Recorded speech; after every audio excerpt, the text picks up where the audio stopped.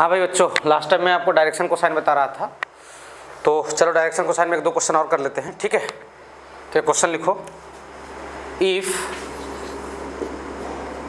Alpha beta and gamma, if alpha beta and gamma angle made by a vector, angle made by a vector with coordinate axis, with coordinate axis मतलब alpha x axis के साथ angle बना रहा है और beta Y axis के साथ और गामा जेड एक्सिस के साथ, सही है। Find sign square alpha plus sine square beta plus sine square gamma, सही है। ऐसे मैथ के लिए क्वेश्चन काफ़ी आसान हो जाता है, मैथ में वेक्टर पढ़ लोगे तो काफ़ी हो जाएगा, आसान हो जाएगा क्वेश्चन, लेकिन थोड़ा सा नीट वालों के लिए थोड़ा तकलीफ दे होता है क्वेश्चन, ठीक है। अल्फा बीटा गामा क्या है? Angle made by a vector with क्या? Coordinate axis. इसका मतलब एल क्या हो जाएगा? कॉस अल्फा होगा। एल क्या होता था? एलिमेंट डायरेक्शन को साइन। एम क्या हो जाएगा? Cos beta. एन क्या हो जाएगा? कॉस गामा, सही है। अच्छा, हम लोग क्या पढ़े हैं कल? एलिमेंट में रिलेशन क्या पढ़े हैं? रिलेशन बिटवीन एलिमेंट बताओ। L square plus M square plus क्या? N square is equal to क्या? 1। ये पढ़े हैं ना। एल स्क्वायर मतलब क्या? कॉस स्क्वायर अल्फा, फिर क्या? कॉस स्क्वायर बीटा, फिर क्या? Cos square gamma is equal to क्या? 1। सही यहाँ तक? अच्छा, यहाँ तक कोई दिक्कत है? यहाँ तक कोई दिक्कत नहीं होना चाहिए मेरे ख्याल से, ठीक है। आगे बढ़ते हैं। हमें क्या बताना है? Sine square alpha plus sine square beta plus क्या? Sine square gamma. तो कॉस स्क्वायर अल्फा क्या लिखेंगे? 10th में पढ़े होगा ना। कॉस स्क्वायर अल्फा को लिखेंगे क्या? 1 माइनस साइन स्क्वायर अल्फा। अरे कॉस स्क्वायर थीटा क्या होता था? 1 माइनस साइन स्क्वायर थीटा, और साइन स्क्वायर थीटा क्या होता था? 1 माइनस कॉस स्क्वायर थीटा। तो इसको लिख दिया 1 माइनस साइन स्क्वायर अल्फा, और अगले क्या लिख दिया? 1 माइनस साइन स्क्वायर बीटा, फिर उसके अगले को 1 minus sine square gamma is equal to क्या? 1, सही है। 1 1 1 कितना? 3 माइनस 1 कितना? 1 को इधर ले आओ, ये वाले 1 को। 3 माइनस 1 कितना? 2 इज इक्वल टू कितना आ जाएगा? Sine square alpha plus sine square beta plus क्या? Sine square gamma. कोई दिक्कत? देख लो भाई, कोई समस्या नहीं होना चाहिए मेरे ख्याल से, ठीक है। एक और क्वेश्चन कर लेते हैं छोटा सा, फिर हेडिंग चेंज करेंगे, सही है। तो क्वेश्चन लिख लो, चाहो तो बना लेना घर पे खुद से आंसर, और आंसर लिख लेना। कितना आएगा आंसर? आंसर आ रहा है 2, सही है। अच्छा, एक और क्वेश्चन लिखते हैं। Angle made by a vector, made by a vector with coordinate axis, किसके साथ? With coordinate axis are 45 degree 60 degree, sorry angle, रुक जरा, angle made by a vector with X axis and Y axis, ऐसे लिखोगे ना। With क्या? With X axis and Y axis, with X axis and Y axis are क्या? 45 degree and 60 degree, 45 degree and 60 degree. Find angle made by vector, find angle made by vector, find angle made by vector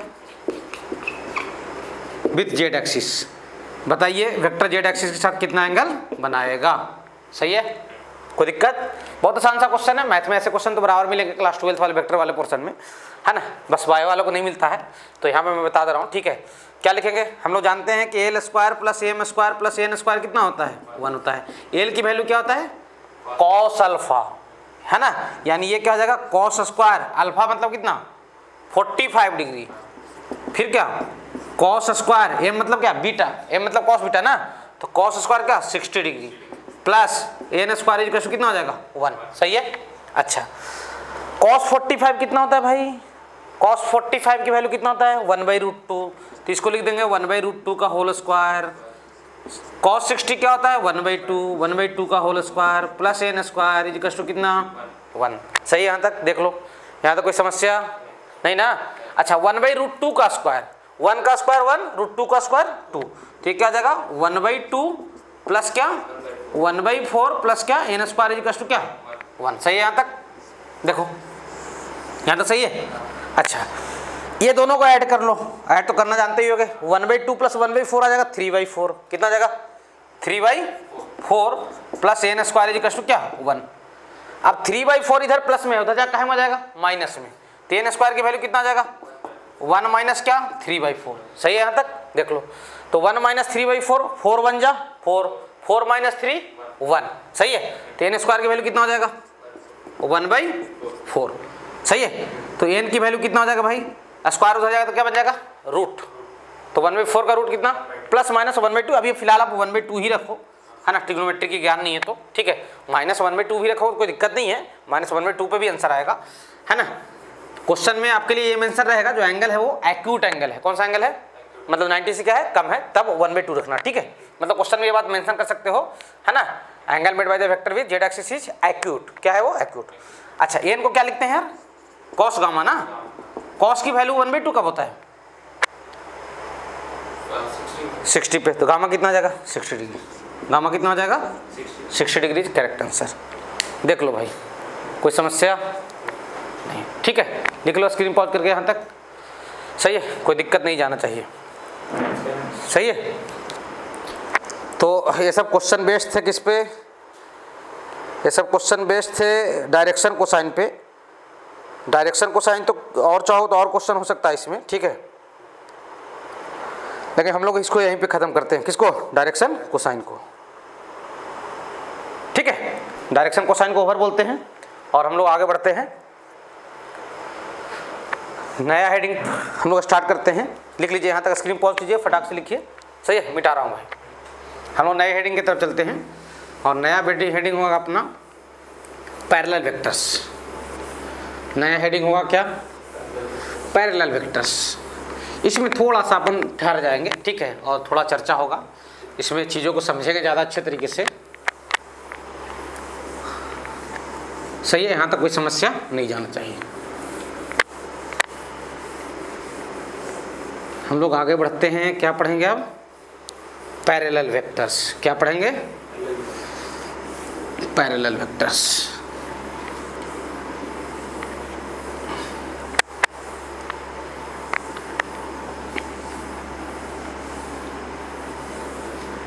है ना। अपना अगला heading होगा parallel vectors. सही है यहाँ तक? तो पीछे जो पढ़ा है उसको रिवीजन कर लेना। क्वेश्चन होगा मॉड्यूल वगैरह तो मॉड्यूल से क्वेश्चन कर लेना जितना बन पाए। अभी तो पूरा नहीं बनेगा अभी, है ना, चैप्टर भी काफ़ी बाकी है, तो जितना क्वेश्चन बने उतना बनाना। डायरेक्शन कोसाइन पे बेस्ड क्वेश्चन, मैग्नीट्यूड पे बेस्ड क्वेश्चन और यूनिट वेक्टर पे बेस्ड क्वेश्चन, ठीक है। क्लियर हो? यूनिट वेक्टर कैसे फाइंड आउट करते हैं? Vector divided by magnitude. सही है? मैग्नीट्यूड तो फाइंड आउट करने आता ही होगा। सही है? तो अगला हेडिंग अपना रहेगा क्या? Parallel vector. अगला हेडिंग क्या होगा? पैरेलल वेक्टर, ठीक है। तो आगे हेडिंग डालते हैं पैरेलल वेक्टर्स। क्या हेडिंग डालते हैं? Parallel vectors.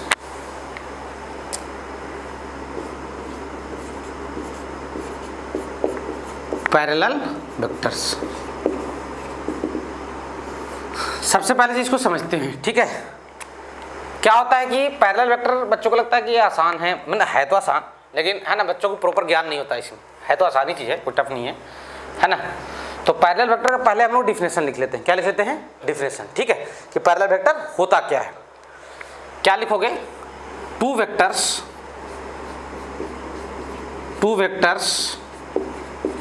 Are said to be parallel. Two vectors are क्या? Said to be parallel. दो वेक्टर को पैरेलल बोलेंगे कब? When their line of action are parallel. When their line of action are क्या?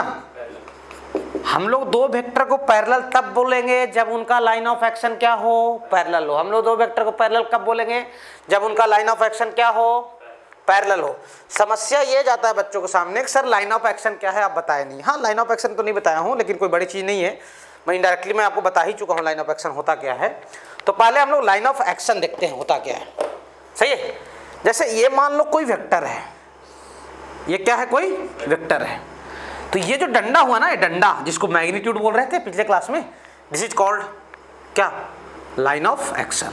क्या बोला जाएगा इसको, लाइन ऑफ एक्शन। मतलब सीधा सीधी कहने का मतलब यह हुआ कि दो वेक्टर को पैरेलल तब बोलोगे कब, जब उनका जो लाइन है वो क्या होना चाहिए, पैरेलल होना चाहिए। सही है, जैसे दो स्ट्रेट लाइन पैरेलल आप लेते थे, जैसे मान लो कि ये वेक्टर ए है, ये क्या है, वेक्टर ए है, और ये क्या है, वेक्टर बी है। अगर इनका लाइन ऑफ एक्शन क्या है, पैरेलल है, लाइन ऑफ एक्शन क्या है, पैरेलल है, तो क्या बोलोगे, ए एंड बी आर क्या, पैरेलल। यहाँ पे क्या लिखोगे सर, ए पैरेलल टू, ये पैरेलल का सिंबल होता है क्या, बी। ये किसके पैरेलल है, बी के। सही है। अच्छा, दोनों का डायरेक्शन सेम ही डायरेक्शन है या अपोजिट है, सेम डायरेक्शन है, दोनों डायरेक्शन क्या है, सेम है। क्लियर हो। अच्छा, ये पहली बात। दूसरी बात, मान लो कि एक वेक्टर ए इधर है और बी इधर है,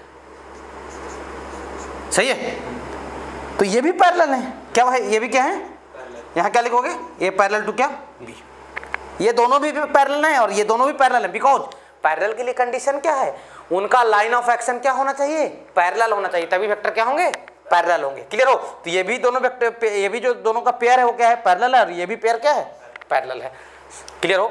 अच्छा, इसमें क्या हुआ कि दो कैटेगरी क्लासिफाई किया गया। दो क्या क्लासिफाई किया गया, कैटेगरी।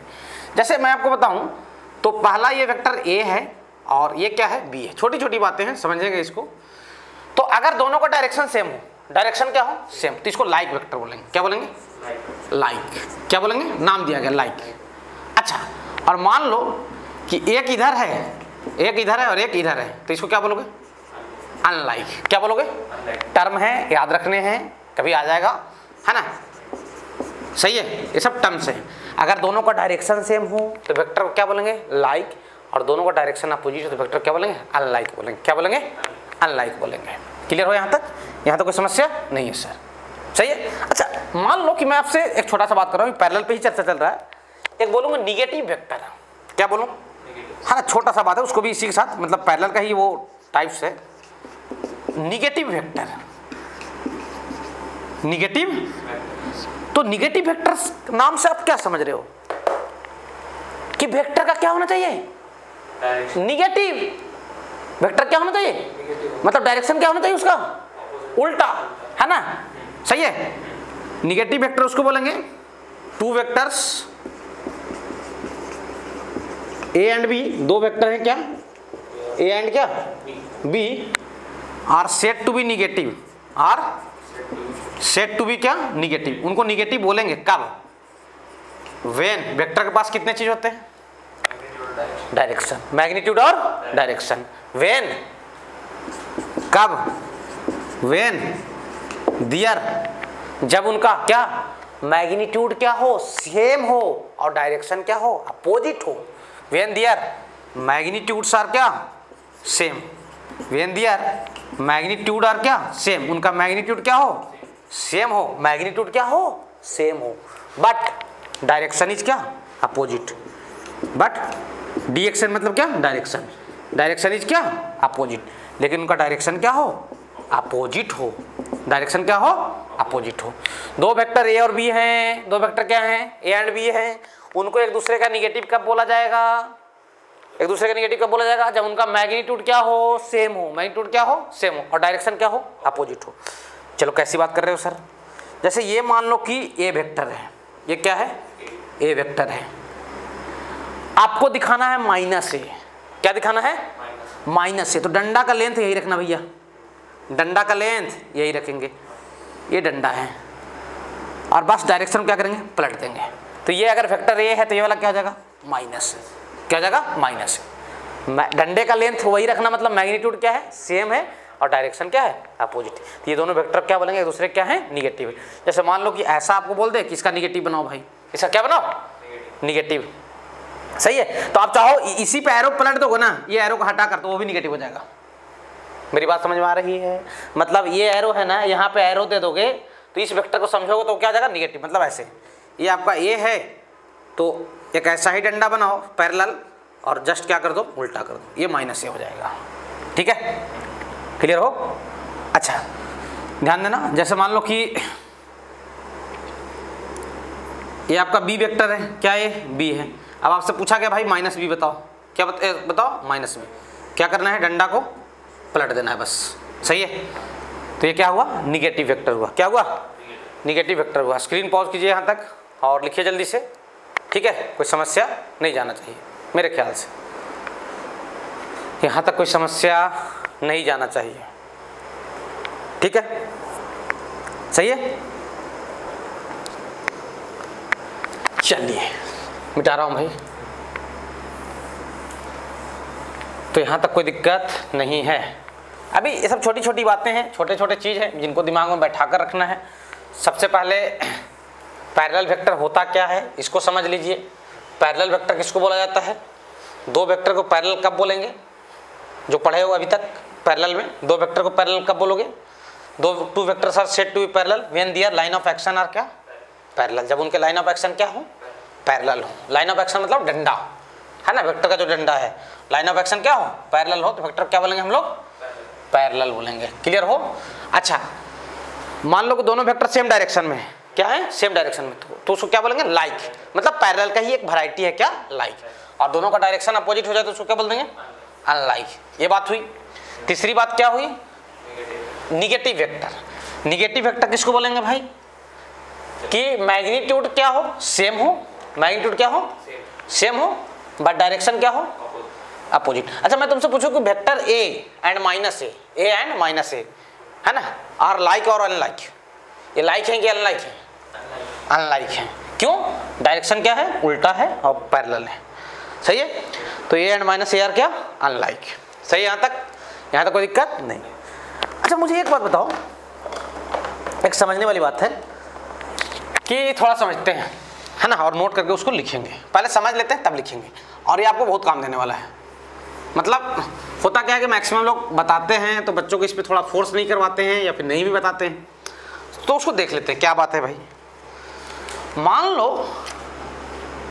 कि ये कोई वेक्टर है ना, नोट लिख लेंगे हम लोग, पहले समझ लेते हैं। ये कोई क्या है, वेक्टर है, क्या ये कोई वेक्टर है, सही है।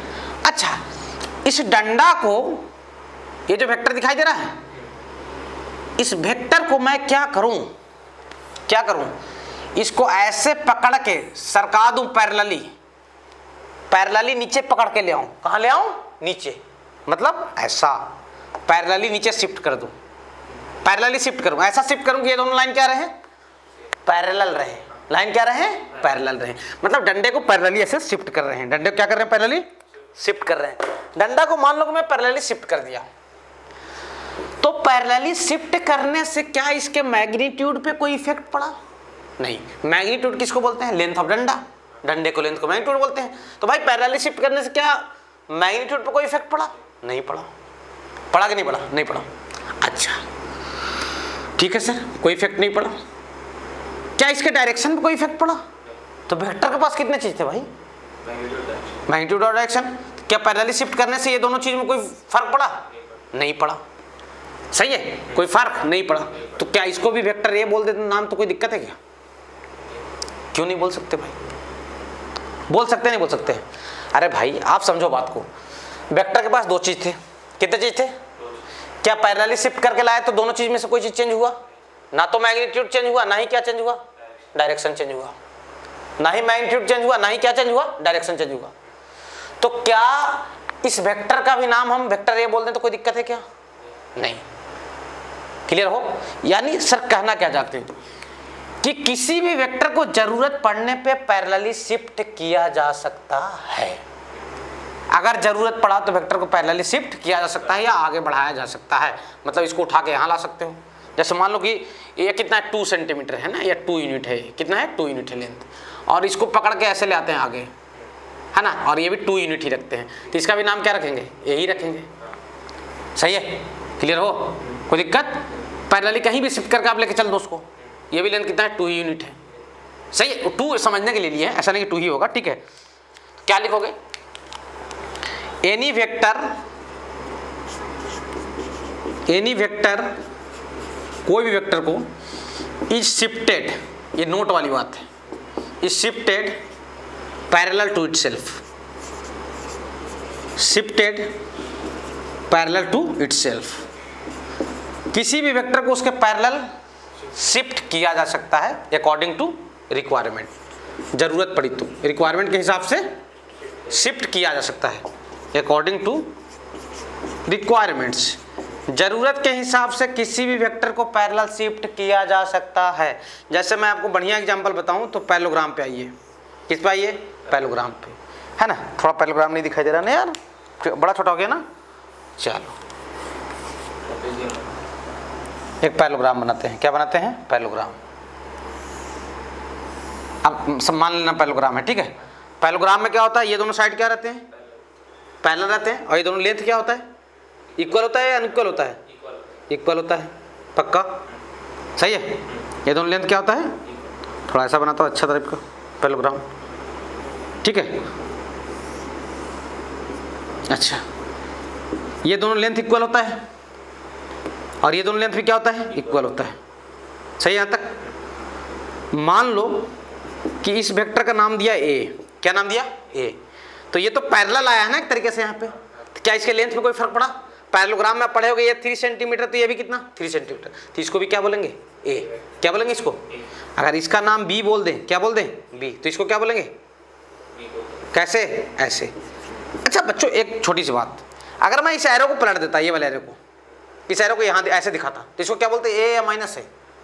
माइनस ए बोलते हैं ना। ध्यान समझना, अगर इस एरो को मैं ऐसे दिखाता, ऐसे, तब इसका नाम ए नहीं होता, क्या होता? माइनस ए होता। सही है? क्लियर हो? कोई दिक्कत? तो जरूरत पड़ी तो जरूरत के हिसाब से किसी भी वेक्टर को पैरेलल शिफ्ट किया जा सकता है। अच्छा मान लो कोई वेक्टर को बहुत बढ़ा दिए, चलो इसी को क्या किया? डबल कर दिया, ट्रिपल कर दिए, है ना, 5 टाइम्स कर दिए, 10 टाइम्स कर दिए। क्या बहुत ज्यादा बढ़ाने से उसके डायरेक्शन में कोई इफेक्ट पड़ रहा है? नहीं। तो वेक्टर में अगर डायरेक्शन की जरूरत हो, आपको लग रहा है थोड़ा बढ़ाने से हमारा क्वेश्चन सुविधाजनक होगा, आसान होगा, इजी होगा, तो आप डायरेक्शन दिखाने के लिए बढ़ा सकते हो आगे। डायरेक्शन दिखाने के लिए वेक्टर को आगे बढ़ा सकते हो। जैसे मैं बोला ना कि ऐसी बात समझो, क्या बोलते हो, ये मान लो कि वेक्टर ए है, ठीक है। ये क्या है? वेक्टर ए है ना। और एक इधर है क्या? Vector B. ये क्या है? Vector B. सही है। अब आपको दिखाना है ए और बी के बीच का एंगल, ए और बी के बीच का एंगल। तो आप चाहो तो इसको बढ़ा सकते हो। बढ़ाने से डायरेक्शन में कोई इफेक्ट थोड़ी पड़ रहा है यार। बढ़ाने से कोई डायरेक्शन पे इफेक्ट पड़ रहा है? नहीं पड़ रहा है, नहीं पड़ रहा है। तुम बोलो सर पैरेलल शिफ्ट कर दे, तो कर दो, कोई दिक्कत नहीं है ना। तो बढ़ाने से डायरेक्शन पे इफेक्ट नहीं पड़ रहा है, तो एंगल के लिए अपन बढ़ा सकते हैं। सही है। तो ये क्या? थीटा। सही है। अच्छा एक बात और याद रखना कि जो एंगल है वेक्टर के बीच में, है ना, angle between vector, angle between vector के बीच का जो एंगल है, इज ऑलवेज, ये बहुत इंपॉर्टेंट बात है, is always taken from head to head और tail to tail. Is always, ये बात को बिल्कुल दिमाग में बैठाना, is taken from head to head और टेल टू टेल। ये हेड और टेल क्या है सर? कुछ नहीं है, छोटी सी बात है।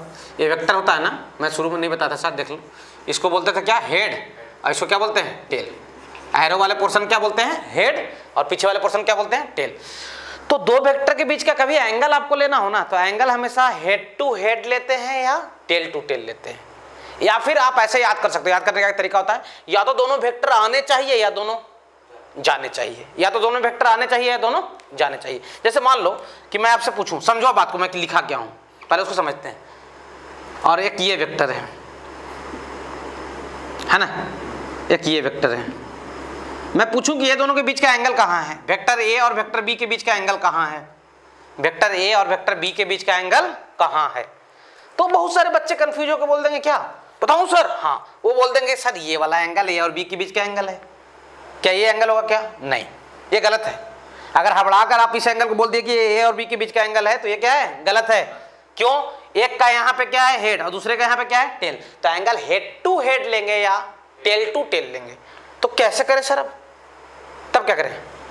ये तो एंगल नहीं होगा, ये तो एंगल नहीं होगा, तो क्या करेंगे? इसको थोड़ा सा आगे क्या करो? बढ़ा लो। बढ़ा सकते हैं, कोई दिक्कत नहीं है ना। इसको क्या करते हैं? थोड़ा सा आगे बढ़ा लेते हैं। सही है। मतलब क्या ना, फिजिक्स में अपन बढ़ाया घटाया करेंगे वेक्टर को ना, एंगल वेंगल लेने के लिए, सुविधा के लिए, ठीक है। तो वहां पे आपको दिक्कत ना आ जाए, मैं तो अभी बता रहा हूँ, जरूरत पड़ा बढ़ा लिया, अब बढ़ा लिया, इसको आगे बढ़ा लिया, तो आगे बढ़ा लिया, तो अब देखो ये इसका क्या हो गया हेड, और इधर क्या आ गया, और इसका भी क्या है ये टेल, ये एंगल है वेक्टर के बीच का थीटा। क्लियर हो? सही है। जैसे मैं आपसे पूछ दूं कि भाई देखो एक ये वेक्टर है, एक ये वेक्टर है और एक ये वेक्टर है, इनके बीच का एंगल, इनके बीच का, अब बच्चा हबड़ा के इसको बोल देगा ये थोड़ा ही होगा यार, एक का यहाँ पे क्या है हेड और दूसरे का यहाँ पे क्या है टेल है, तो क्या करो आप इसको बढ़ा सकते हो आगे, जितना मर्जी उतना बढ़ा लो ये लाइन को, है ना, आगे बढ़ा ली तो ये वाला एंगल होगा थीटा। सही है, ये वाला एंगल क्या होगा थीटा। जैसे कुछ और एग्जांपल देख लीजिए आप, इसमें कौन सा होगा, इसमें ये वाला होगा नहीं होगा, होगा, क्यों, दोनों का हेड ज्वाइन हो रहा है थीटा, कंफ्यूज ना हो। सही है। जैसे कुछ और एग्जांपल चाहो तो मैं बताता हूं, ये एंगल होगा या नहीं होगा, ये वाला नहीं होगा, क्या करेंगे, हाँ एक का हेड है एक का टेल है, तो एक्सटेंड करेंगे इसको, तो ये एंगल क्या हो जाएगा थीटा, ये दोनों वेक्टर के बीच का एंगल। सही है, लिख लीजिए यहाँ तक, है ना, स्क्रीन पॉज करें, आराम से लिखें। सही है, तो हम लोग क्या क्या देख लिए इसमें, कि जरूरत पड़ने पे किसी भी वेक्टर को उसके पैरेलली शिफ्ट किया जा सकता है वेक्टर को। दूसरी चीज, एंगल वगैरह फाइंड आउट करने के लिए वेक्टर के डायरेक्शन को आगे बढ़ाया जा सकता है, और वेक्टर के बीच में एंगल कैसे लेते हैं वो बात भी आपको बता दिया गया। छोटी छोटी बातें हैं, दिमाग में असेंबल करके रखना है। सही है, मतलब छोटी बात काफ़ी इंपॉर्टेंट होते हैं, मतलब न्यूमेरिकल बनाओगे तो वहाँ पे सब यूज में आएंगे, तो वहाँ गलतियाँ ना हो इसके लिए सब बातें बताई जा रही है तो बहुत छोटी बात। सही है, लेकिन छोटी छोटी बहुत सारी बातें हैं, सबको क्या करना है दिमाग में बैठा लेना है। सही है, यहाँ तक कोई समस्या नहीं सर, यहाँ तक कोई दिक्कत नहीं है। तो अभी हम लोग पैरेलल में ही है, हेडिंग अभी यही है अपना, है ना, पैरेलल वेक्टर ही है, और कुछ और बातें हैं जो इसके न्यूमेरिकल वाले पोर्शन है उसको थोड़ा सा कवर करते हैं।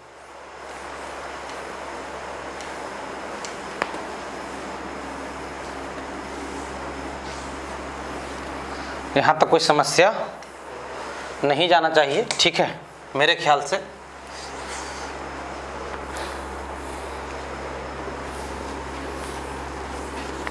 कि दो वेक्टर को पैरेलल कैसे बोला जाएगा, है ना, निगेटिव वेक्टर क्या होता है, किसी भी वेक्टर को ज़रूरत पड़ने पे उसके पैरेलली उसको शिफ्ट किया जा सकता है रिक्वायरमेंट के हिसाब से। एंगल वगैरह फाइंड आउट करने के लिए वेक्टर को आगे पीछे अगर बढ़ाने की नौबत आई तो आगे पीछे भी बढ़ा सकते हैं। सही है यहाँ तक? हाँ सर।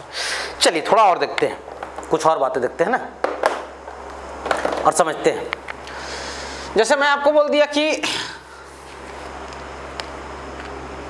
बात को समझना, ये वेक्टर ए है, ये क्या है वेक्टर ए। मैं बोला यार 2a बताओ कहाँ है, 2a वेक्टर, कौन सा वेक्टर 2a। तो a में कितने का मल्टीप्लाई किए हो, 2 का। मल्टीप्लाई करने से क्या हुआ, मैग्नीट्यूड उसका क्या हो गया, डबल हो गया a का। क्या डायरेक्शन चेंज हुआ, नहीं, है ना। तो 2a, अगर 2a वेक्टर को दिखाना हो, किसको दिखाना हो 2a को, तो उस 2a का जो डंडा का लेंथ है इसका क्या होगा, डबल होगा। क्या होगा, आपको ये स्केल उठा के इसको मेजर मत करने लगना।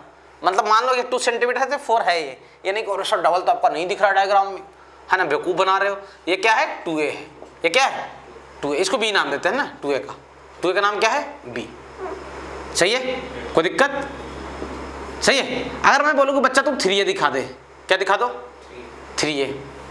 सही है, तो इसका ट्रिपल बनाओगे, तो ये कौन सा वेक्टर है 3a है। सही है। अगर मैं बोलूँ 4a दिखा दो, तो इसका क्या दिखा दो 4 टाइम्स, डायरेक्शन वही रखोगे।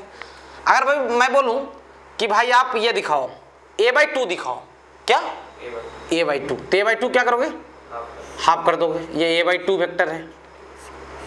तो ये सब किसके पेयर हैं, ये सब सेट ऑफ क्या दिखाई दे रहा है आपको, पैरेलल वेक्टर्स ना। ये सब सेट ऑफ क्या दिखाई दे रहा है, पैरेलल वेक्टर।